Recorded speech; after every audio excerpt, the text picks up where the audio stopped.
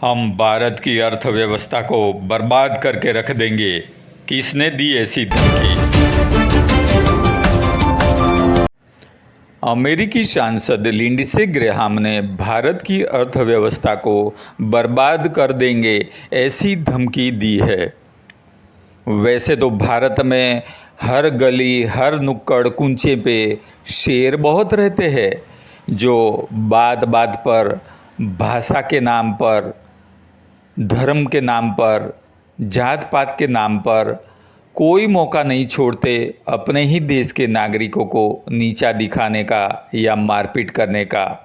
लेकिन जब विश्व फलक पर भारत की बदनामी की जाती है या भारत को धमकी दी जाती है विदेशियों द्वारा, तब तो किसी शेर की दहाड़ तो छोड़ो, म्याऊं तक भी सुनाई नहीं देती है।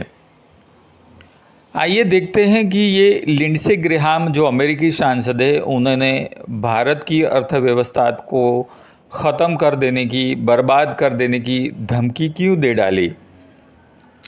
अमेरिका का मानना है कि जो यूक्रेन युद्ध रशिया का चल रहा है तकरीबन 3 सालों से, तो अमेरिका ने कई तरह से अरबों डॉलर की मदद की यूक्रेन को शस्त्रों भेज के, यूरोपियन यूनियन और अमेरिका ने, और रशिया अकेला ही इस मोर्चे पर लड़ रहा है। अमेरिका और यूरोपियन यूनियन ने काफ़ी तरह के प्रतिबंध कड़े लगा दिए रशिया पे ताकि उसकी अर्थव्यवस्था टूट जाए और वो ये युद्ध हार जाए।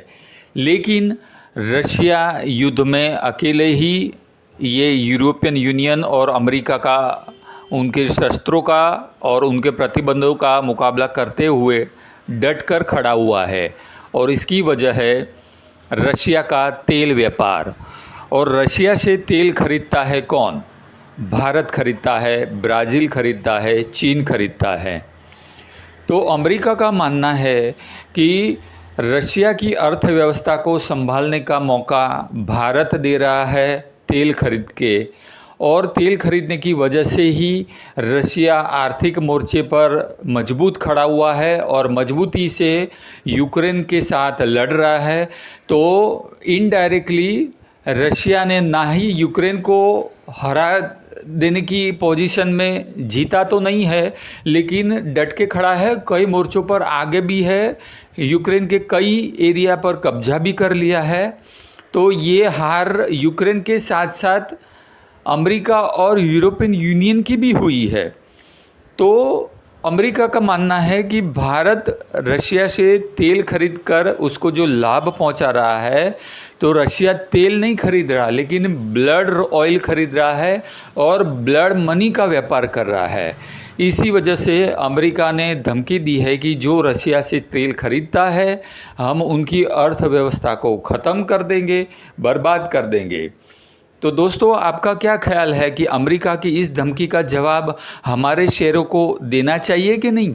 एक दिन से ऊपर हो गया है अमेरिका ने इस तरह की धमकी दी, लेकिन हमारे शेयरों की इनकी भाषा में कोई जवाब देने की कोई दहाड़ अभी तक सुनाई नहीं दी है। कमेंट में ज़रूर बताइएगा आपके विचार।